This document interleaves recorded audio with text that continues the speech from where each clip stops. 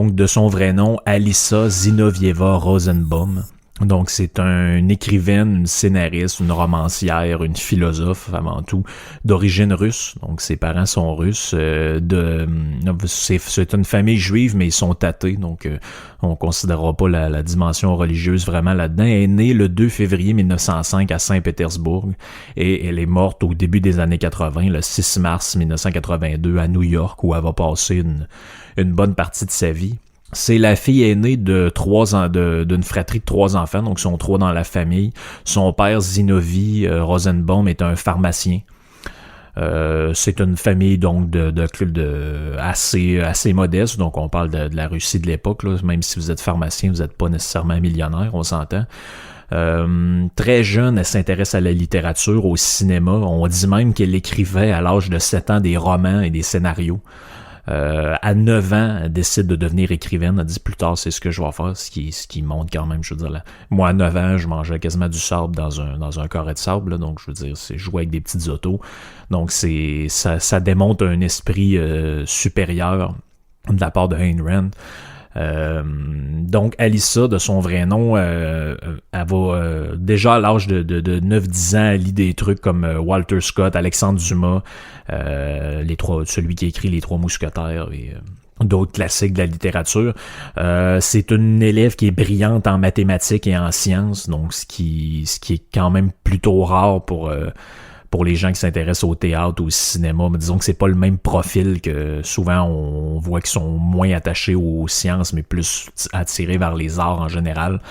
Sauf que là, il y a l'élément déclencheur un peu de sa vie. La première chose qui va la marquer dans sa vie, c'est que elle, comme je l'ai dit, sa famille est une famille de Saint-Pétersbourg. En Russie, Saint-Pétersbourg, ça se trouve que c'est un des foyers de la révolution russe qui menace l'Empire tsariste. Donc l'Empire tsariste, j'en ai déjà parlé ça dans d'autres podcasts. Là. Ceux qui connaissent pas, vous pouvez vous renvoyer à ça, notamment un podcast qui s'appelait La face cachée de l'URSS.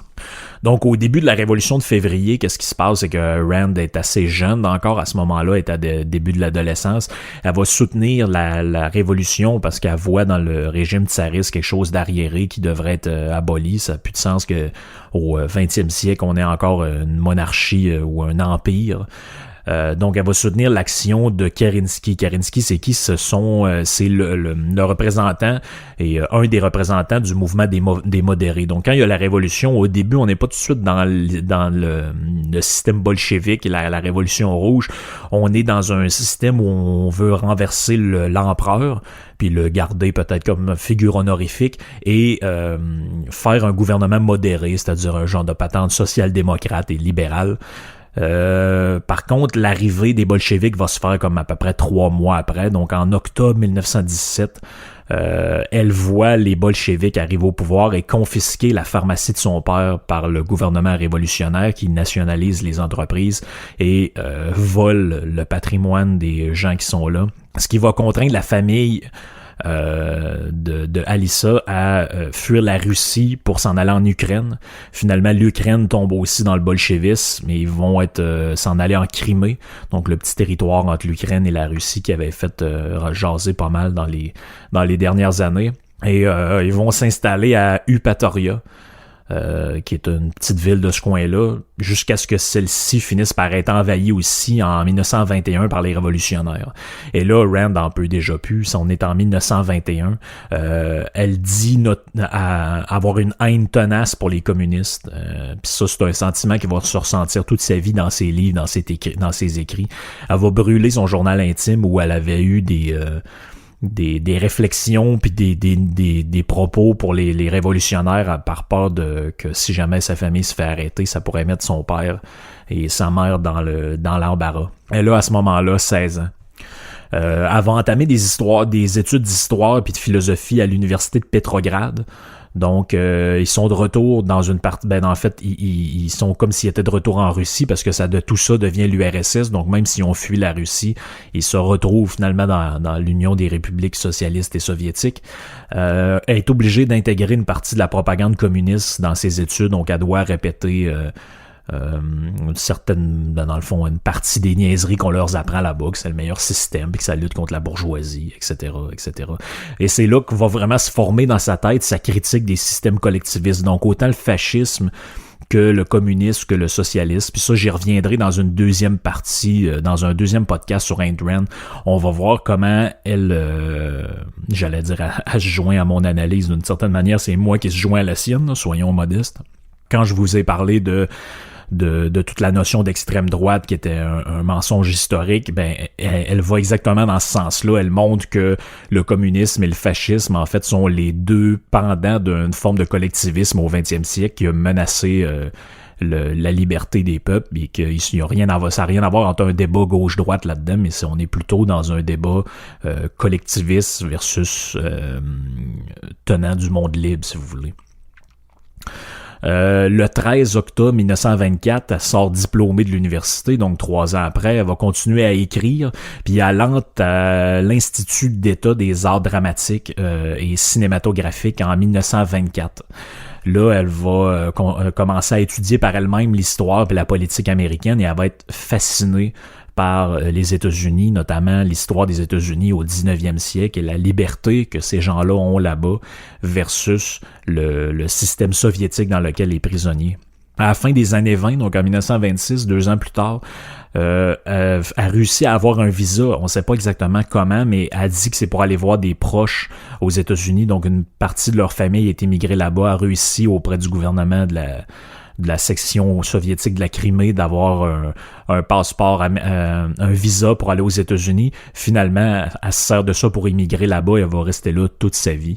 En 1931, elle va être naturalisée américaine. Donc, ça a pris 5 ans avant de mener à bien ce processus-là qui va résulter dans le fait qu'elle elle voudra plus rien savoir du système soviétique. Elle va décider de devenir américaine à 100%. Qu'est-ce qu'elle va faire un peu pour survivre là-bas? Elle va devenir lectrice de scénario pour un scénariste qui s'appelle 2000. Elle veut se faire une place dans le monde d'Hollywood, donc oubliez pas qu'elle a étudié en théâtre, etc. Mais ça reste en même temps une femme qui est très tournée vers les sciences aussi. Donc, c'est un profil un peu éclectique, là. Ayn Rand, est difficile à caser, puis c'est ce qui en fait son côté génial. Dans le début des années 30, elle va écrire des pièces de théâtre. Donc, il y a une pièce qui s'appelle Ideal et Woman. Ça va être joué dans des salles à Hollywood au début de l'année 1935. En 1938, elle commence vraiment sa carrière d'écrivaine comme telle. Elle va publier le roman dystopique Anthem, donc hymne en français. Ça va décrire un peu comme le livre d'Orwell, The Animal Farm. Ça décrit une société, une vision dystopique pour elle, donc un futur apocalyptique où le collectivisme complètement triomphé, puis où elle voit le pays libre où elle s'est sauvée, finalement tomber dans le même piège que l'Union soviétique qui finalement dépouiller la famille et son père de son patrimoine. Elle commence à pouvoir vivre de ses écrits à peu près à cette époque-là, mais elle est encore obligée de travailler comme scénariste à mi-temps. Elle va travailler avec un producteur qui s'appelle Hal Willis. Elle va se lier d'amitié avec d'autres écrivaines, notamment la libertarienne Isabel Patterson. Donc peut-être que je ferai un podcast un jour sur elle. C'est quelqu'un d'assez méconnu, mais très intéressant aussi.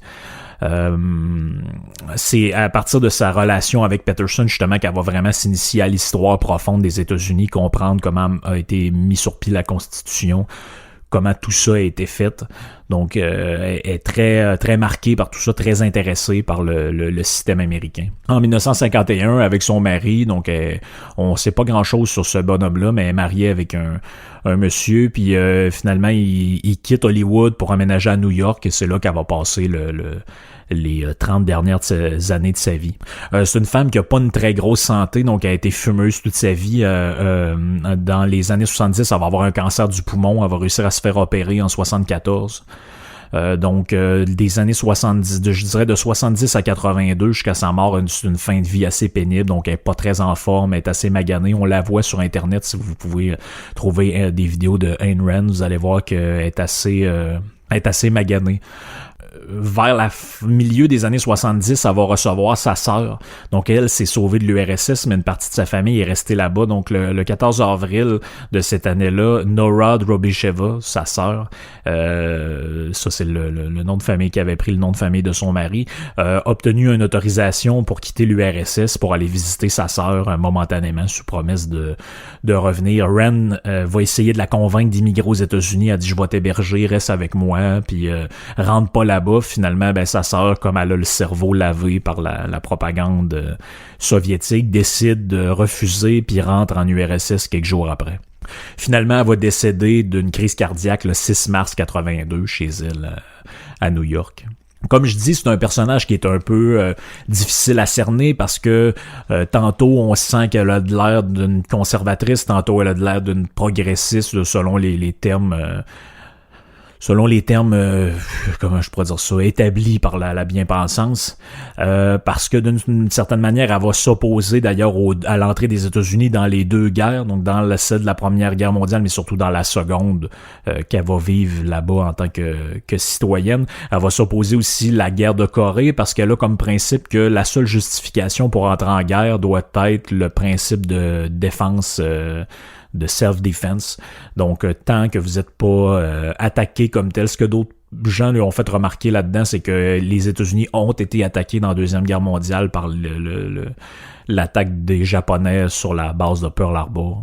Elle va être aussi opposée publiquement à la guerre du Vietnam et elle va déclarer « Si vous voulez voir le summum ultime suicidaire de l'altruisme à l'échelle internationale, observez la guerre du Vietnam, une guerre où chaque soldat américain meurt sans raison d'aucune sorte. » Donc elle va dire qu'est-ce qu'on fout là-bas? On le sait pas. C'est pour essayer de libérer le peuple de l'emprise communiste qui s'est installé là-bas. On n'a pas d'affaires là. On devrait crisser notre camp, tout simplement.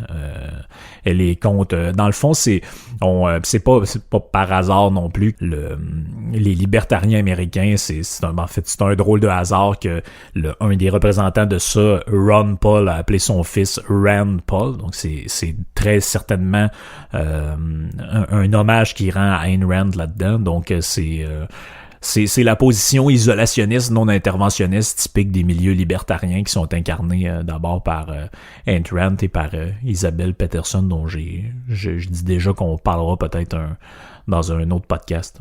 Ça va être aussi une antiraciste quand même assez affirmée, mais non pas au sens militant du terme, mais au sens où elle va dire que le racisme c'est la forme la plus basse, c'est la plus crûment primitive de collectivisme. Puis ça, c'est une notion très importante parce que c'est là où elle va rattacher le fascisme et le nazisme hitlérien aux communistes. Elle va dire, en réalité, les communistes vont créer une forme d'étatisme et de société où le gouvernement est partout, sur la base de la classe sociale. Donc ça va être l'idée socialiste soviétique. Donc dans le fond, tout le monde doit être prolétaire et ouvrier dans ce système-là. Donc dans le fond, c'est la dictature du prolétariat, comme disait Marx. Et dans le système national-socialiste, au lieu d'être la classe sociale, ça va être la race aryenne. Puis elle va dire, cette idée-là de racisme, c'est la forme la plus ancienne et la plus primitive, pour reprendre ces termes, de collectivisme. C'est-à-dire, on crée une collectivité où on exclut les autres à partir d'un critère arbitraire comme celui de la race, où sont postulés comme ariens les gens ayant les cheveux blonds ou je sais pas quoi encore. Donc, c'est évidemment, elle va être opposée au racisme, mais pour des raisons anti-socialistes. Donc, c'est une mécanique un peu difficile à comprendre pour les gens qui ont un esprit très binaire puis qui ont été élevés dans les notions consensuelles qu'on est habitué d'apprendre à l'université. Comme le petit extrait audio très bien résumé le disait, Ayn Rand est connu pour sa philosophie objectiviste. Donc, qu'est-ce que ça veut dire? C'est un mot un peu compliqué qui veut dire que pour elle, la réalité existe indépendamment de l'esprit de l'observateur. Donc, sans faire un cours de philosophie très compliqué, il y a globalement, je résume de manière un peu grossière pour que ceux qui sont pas familiers avec ça comprennent, mais il existe deux manières de voir le monde en philosophie, donc l'objectivisme et le dualisme, ou l'approche métaphysique, c'est-à-dire qu'il y en a qui disent que la réalité, c'est ce qu'on voit, ce qu'on observe, puis ce qu'on sent, ce qu'on touche, ce qu'on pense. Et il y en a d'autres qui vont dire, ben non, on peut jamais connaître la monde tel qu'il est, c'est toujours une question de perception. D'une certaine manière, les goûts se discutent pas, ça vient un peu de là aussi, si je rends les choses les plus grossières possibles pour que vous ayez un peu une idée de qu'est-ce que ça veut dire. Donc, elle, ça va être un esprit plutôt très terre à terre. Donc, le monde qui existe, c'est le monde que vous voyez. Il n'y a pas de Dieu, il n'y a pas de monde parallèle, il n'y a pas rien de tout ça, il n'y a pas de métaphysique, il n'y a pas de religion. Tout ça, c'est une vue de l'esprit. Donc, c'est quelqu'un qui est matérialiste au sens philosophique du terme. Elle va dire que le seul système social qui est compatible avec l'objectivisme, donc qui soumet pas les hommes à des idéaux abstraits comme la protection de la race aryenne, la défense du prolétariat, ce genre de choses-là, la justice sociale, c'est le système de laisser-faire, c'est-à-dire c'est le libéralisme économique, c'est le capitalisme. Donc ça en fait une philosophe défenseur de défenseresse ou défenseur de ce système-là, ce qui fait d'elle quelqu'un d'assez rare parce qu'il y en a pas beaucoup. Donc il y a une longue tradition philosophique de complaisance à l'égard du collectivisme et du communisme et de haine du capitalisme. Donc, elle va être aussi assez proche d'un Ludwig von Mises dont j'ai déjà parlé, qui lui ici va émigrer aux États-Unis, qui est un théoricien de l'économie. Ce qui est drôle, c'est qu'elle est jamais citée comme exemple des courants féministes parce que c'était une femme libertarienne et que c'était pas une socialiste. Mais selon un des spécialistes francophones de son œuvre, qui s'appelle Alain Laurent, c'est drôle qu'elle soit pas reprise par ces gens-là parce qu'elle incarne la self-made woman immigrée. Donc, dans le fond, c'est une immigrée russe qui a réussi à faire vie et carrière aux États-Unis à l'époque où les femmes avaient moins leur place dans la société puis les immigrants encore moins. Donc, elle disait, elle devrait être un exemple de réussite pour tous ces gens-là, mais par idéologie, vont préférer la refuser ou la mettre de côté ou faire comme si elle n'existait pas. Donc, cette femme-là a écrit un texte important, puis c'est peut-être le côté inaugural d'une série de podcasts sur elle. Je sais pas combien je vais en faire, mais on verra ce que ça va donner. Elle a écrit un texte qui s'appelle Les droits de l'homme en 1963. Puis c'est intéressant d'en parler en ce moment, vu un peu tout ce qui se passe aux États-Unis. Et la thèse, si vous voulez, de ce livre-là, c'est, d'une certaine manière, que les droits individuels, donc dans le fond, les droits des citoyens, donc dans le fond, qu'ils soient noirs, blancs ou latinos, que vous voulez, ne peuvent être protégés et promus que par le système capitaliste de laisser-faire, de laisser-aller, de liberté individuelle. Pourquoi? Elle va dire les droits sont un concept moral, le concept qui fournit une transition logique entre des principes et qui guide l'action d'une personne et ceux qui gouvernent ses relations avec les autres. Elle dit les droits individuels sont le moyen de soumettre l'ordre politique à la règle éthique. Donc, toute sa pensée est organisée autour du fait que elle dit, en fait, ce qui brime les droits individuels, règle générale, c'est l'intervention de l'État, où on légifère pour faire plaisir à un, pour faire plaisir à l'autre. On va essayer de flatter tel segment de marché au détriment d'un. Après ça, on va essayer de reflatter lui qu'on a discriminé au détriment, au profit du premier. Elle va dire, en fait, la seule manière d'avoir des gens qui sont égaux, c'est d'être égaux devant la loi et d'avoir un État qui fait respecter les droits individuels. Parce que comme ça, comme elle le dit, on soumet l'ordre politique à la règle éthique. Ça veut dire la valeur fondamentale de tout gouvernement devrait être de faire respecter les droits individuels et non pas d'y aller avec des grandes histoires nous, notre priorité, c'est la justice sociale ou je sais plus trop quelle autre patente qu'elle juge totalement arbitraire. Parce qu'elle va dire d'une certaine manière, même si c'est avoué ou non avoué, tous les systèmes politiques sont fondés sur un code moral ou que d'autres appelleraient déontologique. Là. Et elle va dire malheureusement, le code moral dominant de l'histoire humaine, c'est l'altruisme collectiviste. Et ça, qu'est-ce que c'est l'effet négatif de ça et comment on peut comprendre cette doctrine-là qu'elle appelle l'altruisme collectiviste. Elle va dire que c'est une doctrine qui subordonne l'individu à une entité supérieure, soit mystique, donc la race, la nation, Dieu. Si vous êtes dans un État théocratique, les individus sont sacrifiés au profit de Dieu. Si vous êtes dans un État nationaliste, au profit de la nation, dans un État racial comme le Troisième Reich pour la race aryenne, ou social, donc soit mystique, soit social, donc d'une certaine manière, soit fasciste, soit socialiste. Et dans l'aspect social, ben ça va être le prolétariat, les bourgeois, l'égalité, l'aristocratie, la justice redistributive ou peu importe le terme que vous voulez donner à ça. Puis elle va dire, ben la conséquence de ça, c'est quoi? C'est que la plupart des systèmes politiques ont été des variantes d'une tyrannie étatiste. Parce que dans tous les systèmes basés sur ce code moral-là, le code moral n'est pas applicable à la personne, mais à la société comme telle. Donc, ce que ça veut dire, c'est que l'individu là-dedans est comme, si vous voulez, l'individu est sacrifié, puis ce qui est important, c'est la société. Donc, normalement, un code moral, ça devrait être, ben, chaque individu doit pas voler, doit pas tuer, doit pas... mettez les prérogatives morales que vous voulez là-dedans, mais il va dire là-dedans, ben le code moral, ben les individus doivent s'y soumettre. Ça, j'ai dit l'inverse, je suis désolé. Mais la société en est épargnée. Donc, un bon exemple de ça, c'est vous, l'individu, vous ne devez pas voler parce que c'est pas bon pour la société.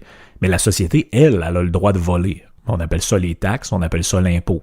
Elle a le droit de prendre le bien d'autrui sans son consentement, mais vous n'avez pas le droit de le faire.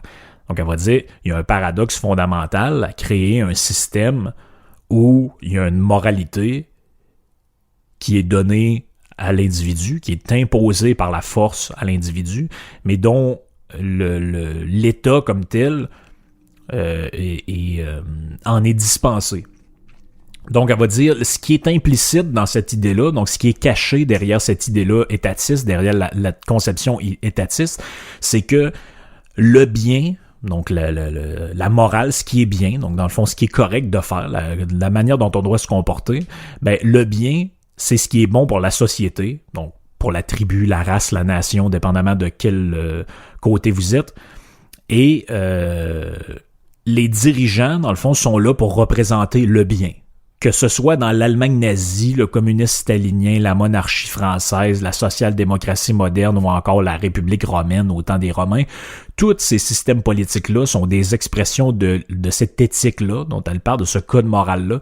Puis leur caractéristique commune, c'est le fait que la société est placée au-dessus de la loi morale. Donc, comme si elle était Dieu, d'une certaine manière, comme si elle était omnipotente, comme si elle était, d'une certaine manière, quelque chose d'incriticable. Donc, la société, elle peut faire n'importe quoi. Quand je dis la société, c'est l'État, donc le gouvernement ou l'appareil d'État. Ça compte les ministères de la justice et les corps policiers, etc. Fait qu'elle va dire, ben, par conséquent, dans un système de même qui fonctionne sur une éthique collectiviste, qu'est-ce qu'il y en est des droits des hommes là-dedans, de l'homme avec un grand H, là, donc hommes et femmes? Qu'est-ce qu'il y en est des droits de l'homme dans cette histoire-là? Ben, elle va dire, le principe des droits individuels, c'est supposé de représenter l'extension de la morale au système politique.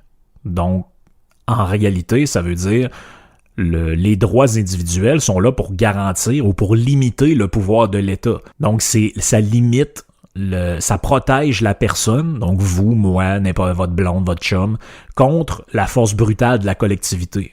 Donc, pensez un peu à des lois comme la loi 21 ou la loi 101 ou ce genre de choses-là pour ceux qui sont au Québec. Pour les autres, ben, vous avez certainement dans vos pays, dans vos lieux d'origine, des lois qui briment l'individu, supposément au nom de la collectivité. Ben, elle va dire, les États-Unis, dans le fond, ont été la première société morale de l'histoire des droits de l'homme par le fait que dans la Constitution, on limitait le pouvoir de l'État puis on donnait aux individus des droits qui sont d'une certaine manière inaliénables. Elle dit, c'est une des seules constitutions, à ma connaissance, puis à la sienne, puis à la mienne, où l'homme, l'humain, est considéré comme une fin en soi, et non un moyen pour arriver à l'idéal de société.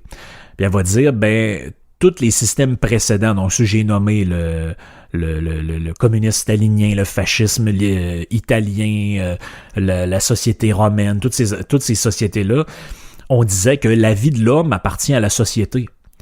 La société peut en disposer de la manière que ça va lui plaire, puis toute liberté dont vous pourriez jouir dans ces sociétés-là vous est accordée par faveur.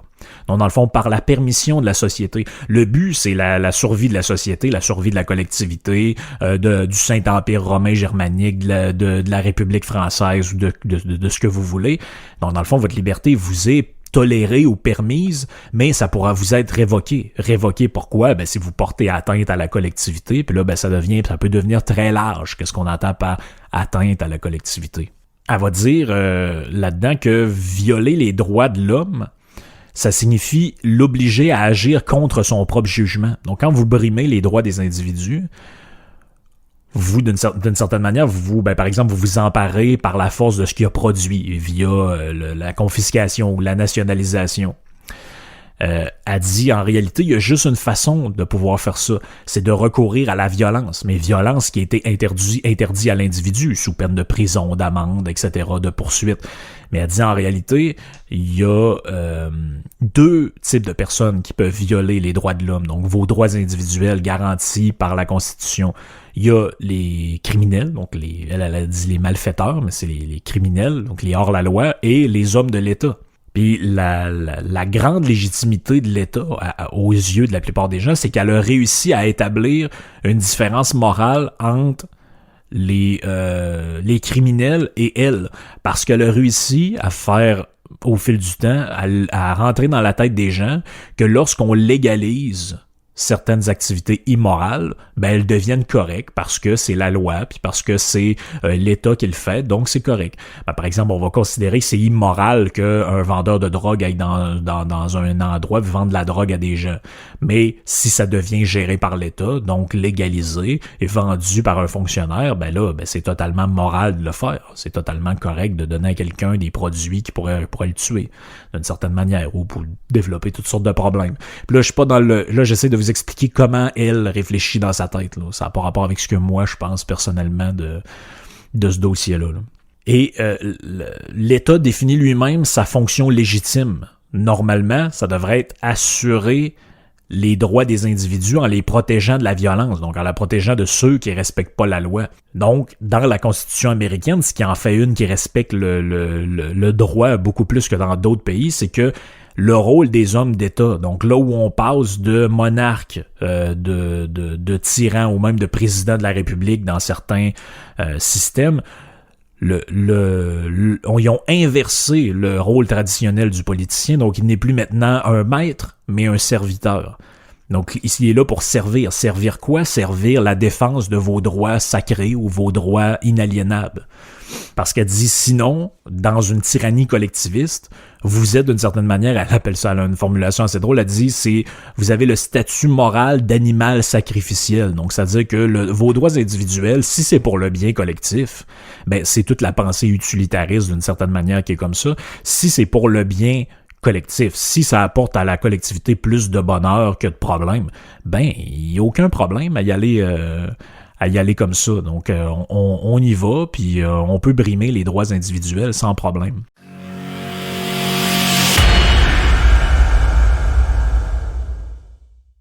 On adore faire des podcasts pour vous. Comme vous le savez, par contre, mon vrai travail dans la vie, c'est d'être dirigeant d'un cabinet de services financiers. Si vous voulez visiter notre site et obtenir des services financiers, des conseils par rapport aux investissements, les REER, les CELI, faire des projections de retraite, éventuellement regarder les régimes d'épargne études des enfants, les assurances vie, assurances invalidité. Vraiment, on a une gamme de services qu'on peut vous offrir. Dirigez-vous vers votreconseiller.net. Vous allez pouvoir trouver nos coordonnées et éventuellement obtenir nos services.